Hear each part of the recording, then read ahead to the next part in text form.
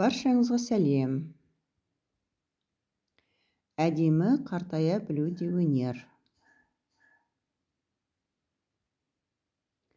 Көкжиегіңді кеңейтіп, терең ой салар өнегелі сөздер.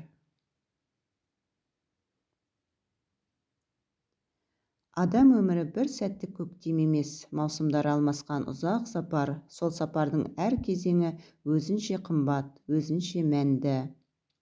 Жастық, албырттық пен арманның уақыты болса, қарттық сол арманның қорытындысы, жүріп өткен жолдың таразысы. Сондықтан қартаюды әлсіздік деп емес, парасаттың биігі деп қабылдай білген жан ғана әдемі қартая алады. Адам өмірі уақытпен өлшенеді, ал оның мәні қалай өмір сүргенімен бағаланады.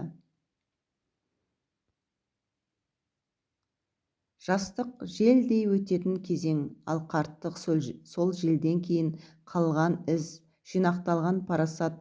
Сондықтан әдемі қартая білу кездейсоқ берілетін қасиет емес. Әдемі қартаю сыртқы келбетті сақтауда емес, ішкі әлемді тазарта білуде. Жылдар адамнан күш қуатты алуы мүмкін, бірақ егер жүректе мейірім мен сабыр сақталса, ол адам ешқашан қартаймайды. Әжім уақыттың ізі, ал сол іздің артында өкініш емес, шүкіршілік тұрса, адамның жүзі де нұрлана түседі. Қартаю өмірдің берген ең үлкен сабағы, ал сол сабақты парасатпен қабылдай білу нағыз өнер. Кей адамдар жастықтың кеткенінен алиды, өткенге өкінішпен қарайды, ал даналыққа жеткен жан керісінше әр өткен күніне алғыс айтады. Өйткені өмірдің әр сынағы оны шыңдады, әр қателігі сабақ болды. Даналар былай деген: жастық табиғаттың сыйы, ал қарттық еңбектің нәтижесі. Қалай өмір сүрсең, солай қартаясың деген. Қартая келе адам артық нәрседен арылады, артық сөзден, артық реніштен, артық даудан. Сабыр мен байыптылық бірінші орынға шығады. Бұрын маңызды көрінген дүниелермен мәнін жоғалтып, ал адамгершілік, тыныштық, рухани байлық ең қымбат қазынаға айналады. Әдемі қартаюдың тағы бір сыры өз орныңды білу. Өмірдің әр кезеңі адамнан әртүрлі жауапкершілік талап етеді. Жастықта еңбек пен ізденіс, есейгенде тәрбие мен үлгі, ал қарттықта ақыл мен бағыт.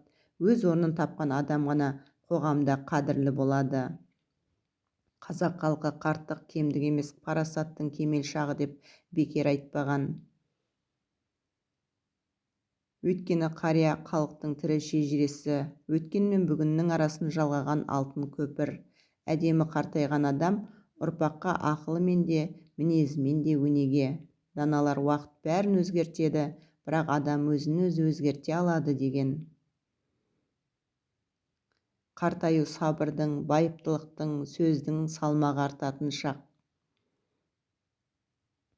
Абай адам баласын заман өсіреді деп бекер айтпаған. Уақыт өте келе адам артық сөзден тыйылып, артық даудан алшақтайды. Себебі тыныштықтың қадірін ұға бастайды. Өмірлік кеңестің ең үлкені ішкі тыныштықты сақтай білу. Әдемі қартая білудің бір сыры қанағат. Қанағат қарын тойдырады дейді қазақ. Көпке ұмтылып, бардан безу жанды шаршатады, ал барға шүкір ету жүректі жеңілдетеді. Қанағат еткен адам жастан да нұрлы көрінеді. Себебі оның көзінде ашкөздік емес, ризашылық тұрады. Рухани мотивация қарттықтың тірегі. Жан азығы болмаса, тән де әлсірейді. Кітап оқу, ойға шому, дұға ету, өткенді таразылау адамның ішкі әлемін байытады. Әл-Фараби: нағыз бақыт рухани кемелдікте деген. Жан байыса, адам жасына қарамай көркем бола түседі. Әдемі қартайған адам өзгеге ақылын тықпаламайды, бірақ мінезімен үлгі болады. Ол ұрпаққа сөзбен емес, ісімен тәрбие береді. Қазақтың қариясы бар үйдің қазынасы бар деуі де осыдан. Себебі парасатты қария отбасының тірегі, елдің берекесі. Әдемі қартаю үшін не керек? Біріншіден, қабылдай білу, жастықтың қайтпайтынын, бірақ даналықтың келетініне сену. Әр әжім өткен күннің естелігі, әр ақшаш көрген түйгеннің белгісі. Екіншіден, ішкі тәртіп. Қартая келе адам сөзінде, мінезінде тәрбиелеу керек. Айғай емес ақыл, реніш емес рақым, сын емес сабыр керек. Үшіншіден, рухани байлық. Кітап оқу, дұға, ойлану, өз-өзіңмен сырласу жасты ұзартады, жан байыса тән де жеңілдейді. Төртіншіден, өз қадіріңді білу, өзіңді өзгемен салыстыруды тоқтату. Әр адамның өмір жолы бөлек, өз уақытыңда жасаған жақсылығың сенің ең әдемі әшекейің. Бесіншіден, үміт пен мақсат. Қартайдым деп қол қусырып отыру ең үлкен қателік. Жүректе арман барда адам ешқашан қартаймайды. Қазақта керемет сөз бар: қарттық кемдік емес, парасаттың кемел шағы. Әдемі қартайған адам ұрпаққа үлгі, елге өнеге. Қорытынды. Сондықтан қартаюдан қорықпау керек. Қартаю өмірдің соңғы парағы емес, ең терең мағыналы тарауы. Бұл өзіңе де, өзгеге де тыныштық сыйлай алатын биік мәдениет, үлкен өнер. Егер адам жүрегін таза ұстап, ойы мен сөзіне жауапкершілікпен қараса, оның қарттығы да көркем болады.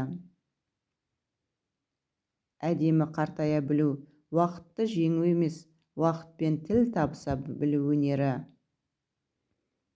Қартаюды қадірле, өйткені әдемі қартая білу, өз-өзіңді жеңе білу, өмірді түсіне білу және ең бастысы жаныңды таза сақтай білу өнері.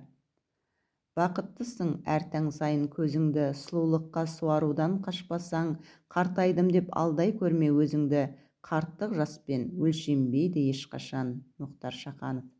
Жастығым өтті деп не керек уайым қып, жігіттік дегенің қарттыққа дайындық, жылама о досым жігіттік тәмам деп, жыла сен қарттыққа дайындық жаман деп. Қадыр Мырза Әли. Жас адам қартаяды, жаңа нәрсе ескіреді. Дүкнеки Ахмет. Дәурені осса жасы жеткені болар, қамқа тосса күтімі кеткені болар. Сырым Датұлы. Адам әуелі бастан қартаяды. Шал Құлекеұлы. Жаңа нәрселер үйреніп жүргенде қарттықтың азабынан қорықпай-ақ қоюға болады. Харуки Мураками. Адамның 3 шынайы жасы болады: жастық шақ, кемелдену кезеңі және сайтан алғыр. Қалай ғана қартайып кеттім. 70 деген жел екен, бұқар жырау. 75 жасқа келгенде жылуы болмас қойныңның, қаруы болмас сойылдың, өлмесең де жойылдың. Бұқар жырау.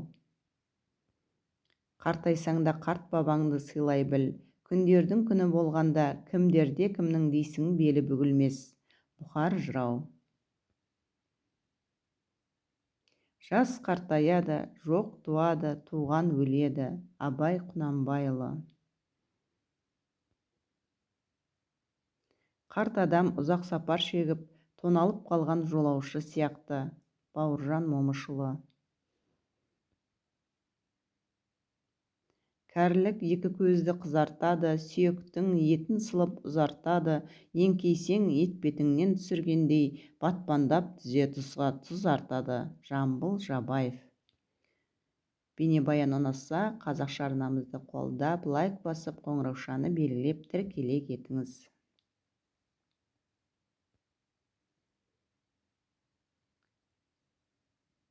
Ұсыныстарыңыз, пікірлеріңізді комментарийге қалдырсаңыз болады.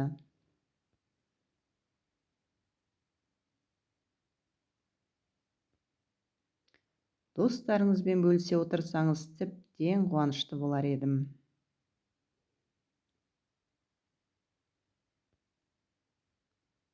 назарыңызға рахмет. Сау болыңыз.